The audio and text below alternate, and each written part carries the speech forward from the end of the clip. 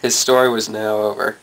The Phoenicians all fell silent, hushed, his story holding them spellbound down the shadowed halls until Alcinous found poise to say, "Odysseus, now that you have come to my bronze-floored house, my vaulted roofs, I know you won't be driven off course.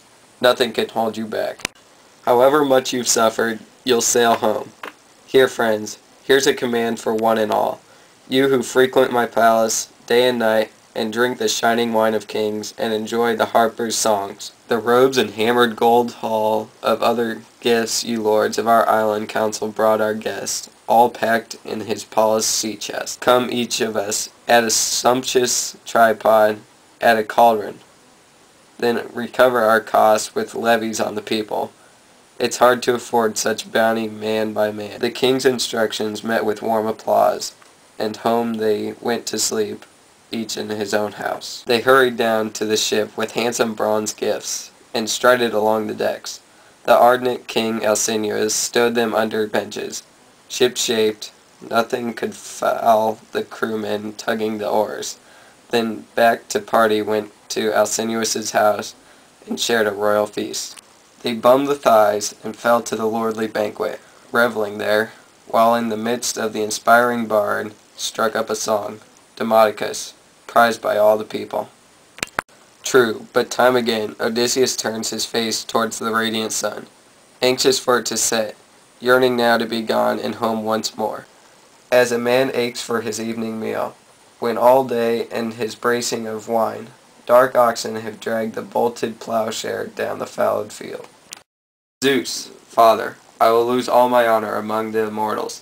Now there are mortal men who show me no respect. Phoenicians, to boom of my own loins, I said myself that Odysseus would suffer long and hard before he made it home, but I never dreamed of blocking his return, not absolutely, at least.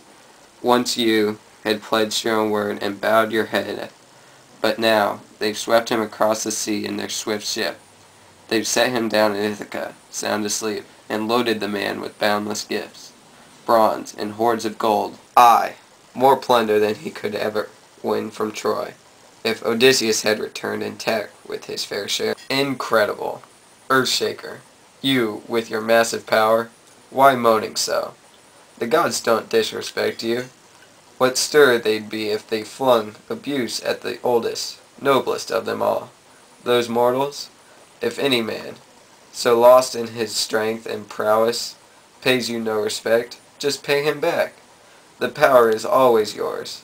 Do what you like, whatever warms your heart. King of the dark cloud, I'd like to avenge myself at once, as you advise, but I've always feared your wrath and shied away. But now I'll crush that fine Phoenician cutter out of the misty sea, now on our homeward run from the last convoy. They will learn at last to cease and desist from escorting every man alive. I'll pile a huge mountain around their port. Wait, dear brother. Here's what seems best to me. As the people all lean down from the city heights to watch her speeding home, strike her into a rock that looks like a racing vessel, just offshore. Amaze all the men with a marvel for the ages. Then pile your huge mountain around their port. The Phoenicians, aghast, those lords of the long oars, the master mariners traded startling glances, sudden outcries. Just racing home, just hove into plain view. Oh no, my father's prophecy years ago, it all comes home with me with vengeance now. He used to say Poseidon was vexed with us because we escorted all mankind and never came to grief.